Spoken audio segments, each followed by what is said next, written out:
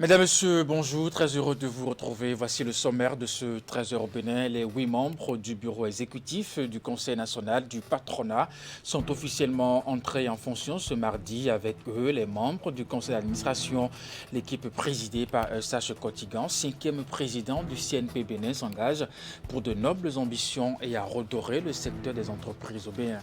Ensuite, le gouvernement est toujours déterminé à concrétiser les projets de construction du marché de gros à Cotonou, Abomey-Calavi et la zone économique spéciale de Zer. Les personnes affectées par ces projets reçoivent leur indemnité de dédommagement. À cet effet, une vague d'une quarantaine de personnes a été conviée ce mardi à la mairie d'Abomey-Calavi pour la remise des chèques. Et puis enfin, forum bilan de la campagne Tolérance Zéro, mariage des enfants, lancée en 2017. Les assises permettront de faire le point des progrès enregistrés au Bénin de 2013 à ce jour en matière de promotion et de protection des droits de l'enfant. Les défis qui restent à relever, les travaux de ce forum ont été lancés à Cotonou par la ministre des Affaires sociales, Véronique Toyin-Fori. Mesdames, Messieurs, voilà pour le sommaire de ce 13h au Bénin. À nouveau, bonjour et bienvenue. Élus le 25 mai dernier, les 8 membres du bureau exécutif du Conseil national du patronat sont officiellement entrés en fonction ce mardi. Avec eux, les membres du conseil d'administration, l'équipe présidée par Eustache Kotigan, 5e président du CNP Bénin, s'engage donc pour de nobles ambitions et à redorer le secteur des entreprises au Bénin, en proie aux doubles crises qui frappent en ce moment le monde entier. Présents au cours de cette cérémonie, les patrons béninois et amis également une forte délégation gouvernementale. C'est le signe, à n'en point douter, d'un nouveau pacte entre le secteur privé et le secteur public. Le compte rendu est signé Eman Anamboussou, Henri Ganti. Au nom des entreprises membres du patronat du Bénin et au nom du conseil d'administration du patronat du Bénin, je vous porte cette écharpe qui vous consacre leader de votre association. Eustache Kotigan entre officiellement en fonction. Avec lui, une forte équipe de 7 membres. La date du 21 juin 2022 est inscrite désormais dans les annales de l'histoire du secteur privé béninois comme point de départ d'un processus de renaissance du Conseil national du patronat. Comment pourrais-je oublier l'ensemble des entreprises, membres actifs du patronat du Bénin, qui ont compris que le bateau CNP n'avait pas pour vocation de rester sur les côtes, mais de traverser les mers, parfois avec des températures troubles, qui ont cru en nous et qui ont bien voulu nous accompagner. L'entrée en fonction du 5e président du patronat et de son équipe consacre également celle des 25 membres du conseil d'administration. Une nouvelle équipe, de nouvelles ambitions, mais aussi et surtout de nouveaux défis dans un monde des affaires en proie aux affres de la crise économique mondiale et de la crise sanitaire.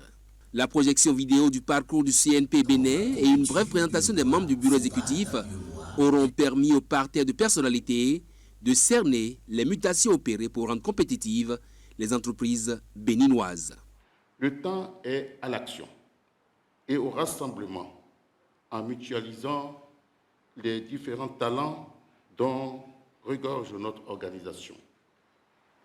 Au cours des 5 années de mon mandat, soyez rassurés que je mettrai tout en œuvre pour répondre à vos attentes et à vos exigences.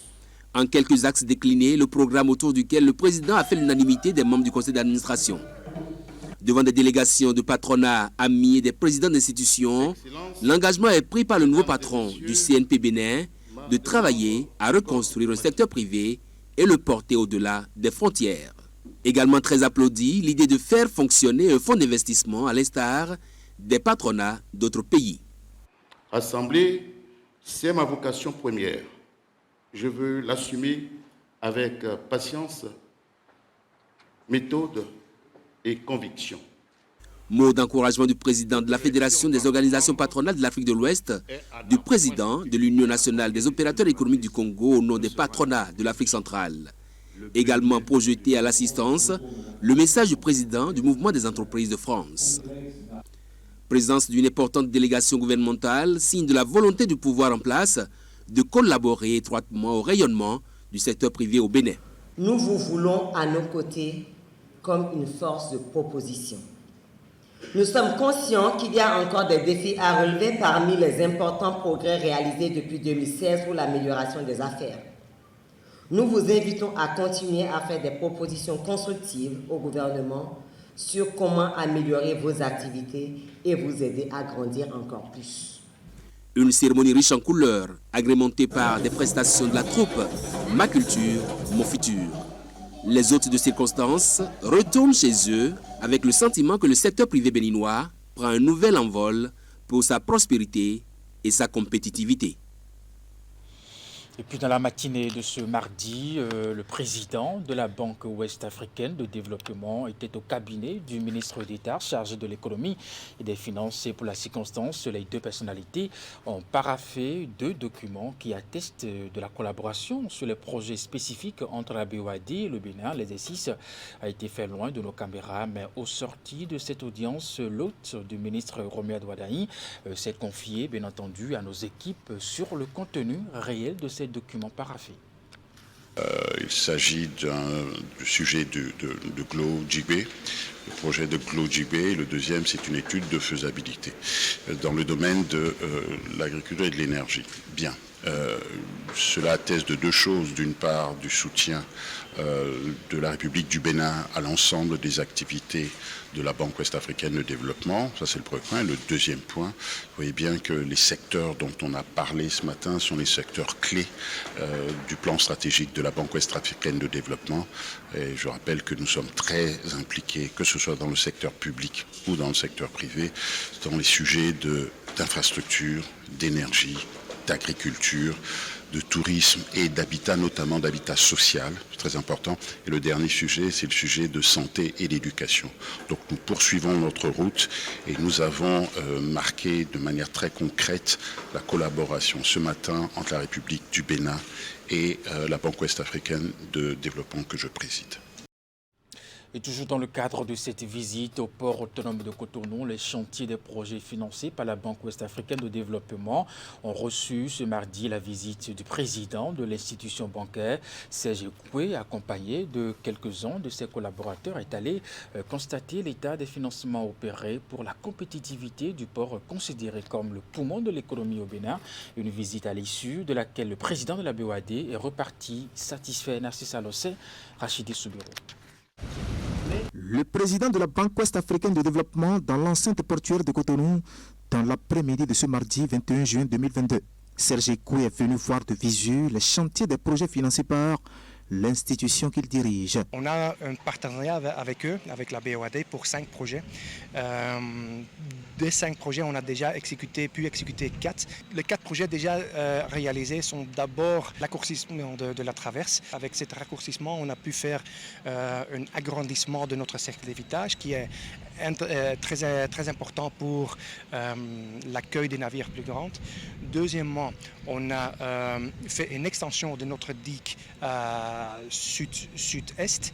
Le troisième volet était l'approfondissement de notre chenal d'accès. Et le dernier volet était le balisage de notre cercle d'évitage et le chenal d'accès avec des bouées de balisage. Du coup, le port autonome de Cotonou est en pleine phase d'extension avec comme objectif de doubler sa capacité d'accueil en 5 ans. Et au cours d'une visite guidée, le président de l'institution bancaire sous-régionale et la délégation qui l'accompagne ont pu apprécier l'état des financements opérés pour la compétitivité du port autonome de Cotonou. Alors, je suis assez impressionné par 2 choses. La première, c'est le sujet de l'extension, donc c'est le sujet des volumes. Et le deuxième point qui me frappe, c'est le sujet de l'exploitation, de l'efficacité. En gros, on fait plus long, plus large et on fait plus concentré. Les besoins sont importants. Je comprends que nous devons passer de 12 millions de tonnes à 24, 25 millions. C'est très impressionnant, mais ça traduit aussi le dynamisme du pays. Outre le port autonome de Cotonou, bien d'autres sites bénéficiant des financements de la BOAD sont inscrits dans l'agenda de l'hôte du Bénin au cours de son séjour. À ce jour, l'ensemble des engagements de la Banque ouest-africaine de développement au Bénin représente un peu moins de 900 milliards de francs CFA. Je vous l'annonçais en titre, le gouvernement est toujours déterminé à concrétiser les projets de construction du marché de gros à Abomey-Calavi et la zone économique spéciale de Zé. Les personnes affectées par ces projets reçoivent l'indemnité de dédommagement. À cet effet, une vague d'une quarantaine de personnes a été conviée ce mardi à la mairie d'Abomey-Calavi pour la remise des chèques. Reportage de Idrissou Boukari et Deron Pévi. Virgile Achade reçoit ici son chèque qui porte le montant des indemnités de dédommagement des biens. À sa suite, une quarantaine de personnes affectées par les projets de construction du marché de gros à Abomey-Calavi et la zone économique spéciale de Zé entrent à leur tour en possession de leur chèque. Pour la concrétisation de ces deux grands projets inscrits dans le programme d'action du gouvernement, ils ont dû céder leurs maisons et leurs parcelles pour accompagner la dynamique de développement engagée par le chef de l'État, Patrice Talon. Avec votre contribution à accompagner le chef de l'État dans l'optique de ce qu'il a entrepris pour un Bénin émergent à l'orée 2050, voire même 3000, vos noms seront inscrits en lettres d'or et d'une manière indélébile. Les opérations de dédommagement ont démarré depuis août 2021. À la date de ce mardi 21 juin 2022, 366 chèques ont été déjà délivrés pour un montant total de 1,862 434 000 francs CFA pour ce qui concerne le marché de gros et 289 chèques pour un montant de 685 millions perçus pour le site de la zone économique spéciale. Alors pour ce qui concerne la zone économique spéciale, il y a un certain nombre de PAP qui ne sont pas dans les 400 hectares et qui s'impatientent pour demander à quel moment on viendra les payer. Donc je voudrais porter à leur attention qu'un consultant, un cabinet a été déjà commis pour pouvoir procéder au recensement des biens et les évaluer sur une superficie de 1240 hectares.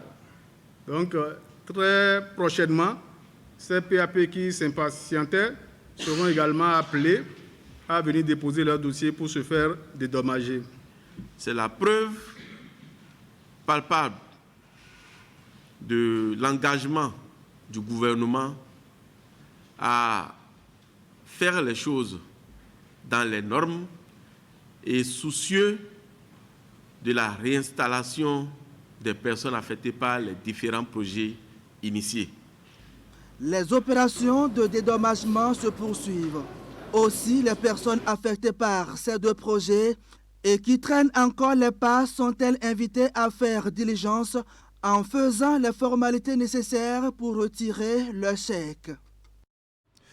Direction Porte-Novo à présent, tel que inscrit dans ses piliers de fonctionnement, l'association religieuse Kolping Bénin a octroyé des machines agricoles à ces familles du diocèse de Porte-Novo qui font les travaux agricoles. L'objectif, les aider pour la transformation de quelques produits agricoles, dont les noix de palme et le manioc. Le point de la cérémonie de remise dans ce reportage.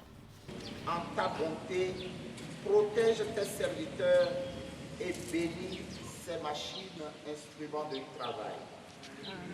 14 machines agricoles pour la transformation des noix de palme et du manioc au profit de 8 familles Kolping venues de plusieurs paroisses du diocèse de Porte-Novo.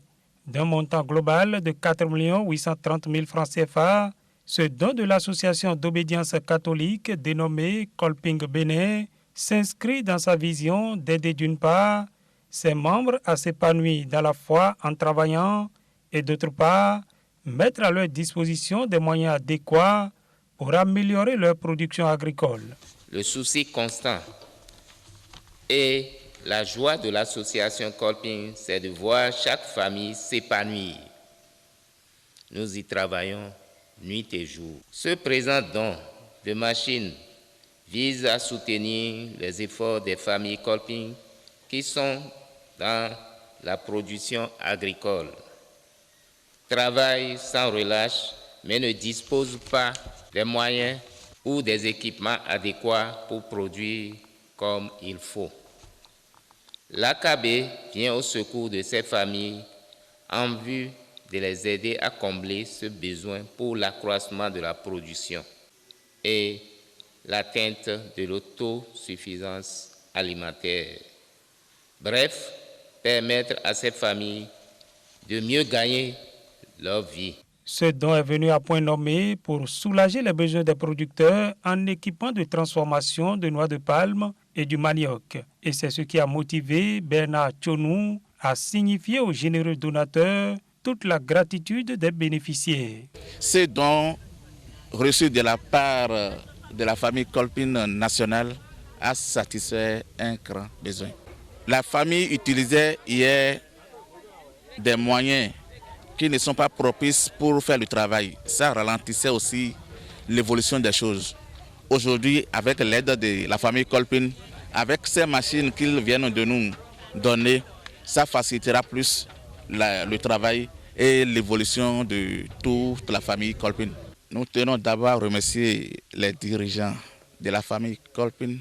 Nous tenons à remercier aussi tous les membres de la famille Kolping pour le travail qu'ils sont en train de faire tous les jours que tu fais. En dehors du diocèse de Porto-Novo, des familles Kolping de 4 autres diocèses du Bénin ont bénéficié de ce regard d'amour de l'association Kolping Bénin.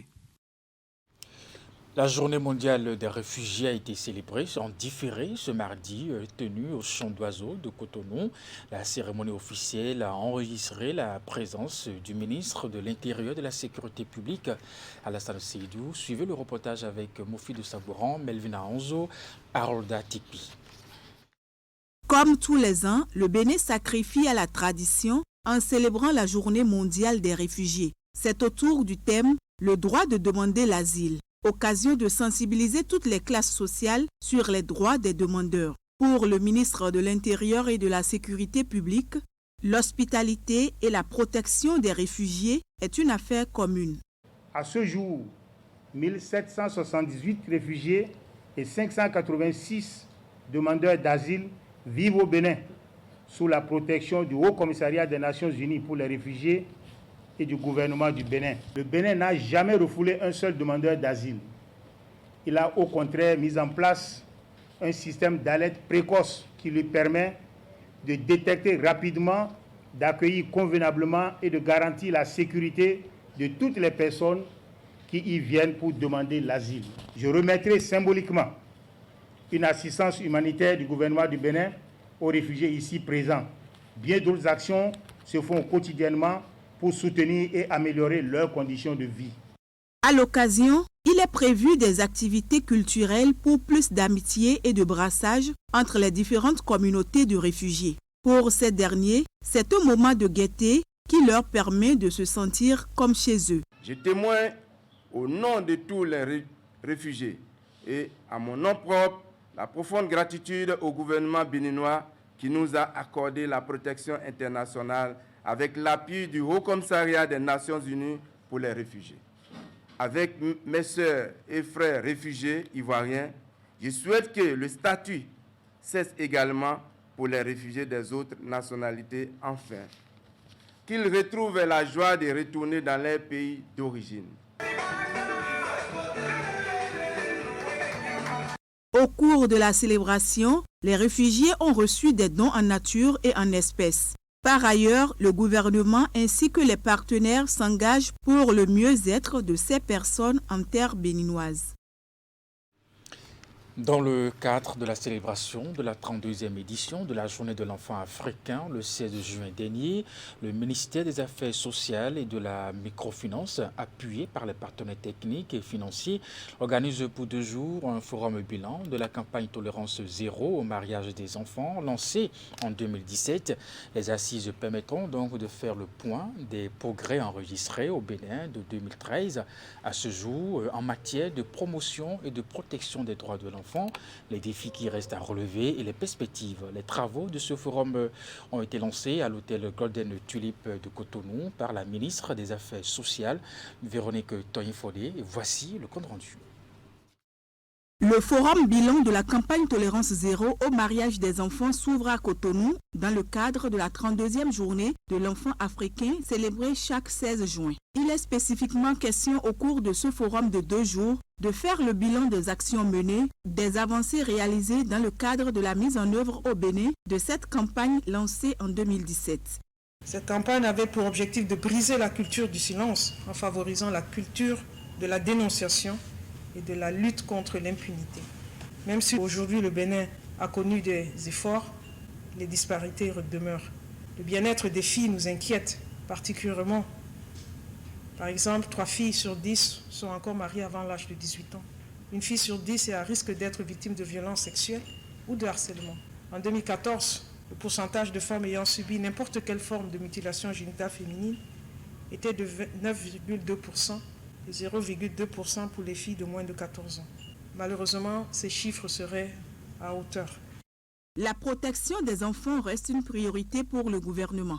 Au Bénin, l'environnement national est désormais favorable au combat contre les fléaux qui entravent le bien-être des enfants. Grâce aux différentes réformes engagées depuis 2016 par le chef de l'État, de nombreuses avancées majeures ont été accomplies pour renforcer la protection des enfants, aussi bien au niveau légal que politique. Cependant, il faut reconnaître aussi qu'en dépit de tous ces efforts, la situation générale de ces enfants ayant besoin de protection demeure encore préoccupante. Ce forum bilan qui s'ouvre ce jour se veut donc des journées d'intenses réflexions autour des pratiques néfastes, défavorables à l'épanouissement de l'enfant. Et c'est l'occasion pour les participants de se pencher sur les différents défis afin de proposer des solutions adéquates. Il s'agit d'analyser les différentes composantes du système de protection de l'enfant au Bénin, dont, entre autres, les mécanismes de coordination multisecteur, les ressources humaines, financières et matérielles. Il sera pour nous de relever également les bonnes pratiques découlant de nos actions à divers niveaux en vue de définir ensemble de nouvelles lignes de conduite plus efficace. La conférence inaugurale de ce forum bilan porte sur le Bénin et les défis sur le mariage des enfants et les mutilations génitales féminines. L'autorité ministérielle espère que ce forum sera sanctionné par des recommandations qui permettront au Bénin d'enregistrer de nouveaux bonds en avant en matière de protection de l'enfant. Elle rassure d'ores et déjà de son engagement à porter les conclusions qui en découleront. Et c'est sur ce forum bilan de la campagne Tolérance Zéro mariage des enfants que se referme ce 13h au Bénin. Merci de l'avoir suivi. Retrouvez à 16h votre bulletin d'information à 19h30, la grande édition de la soirée. Jusque-là, portez-vous bien et à très bientôt.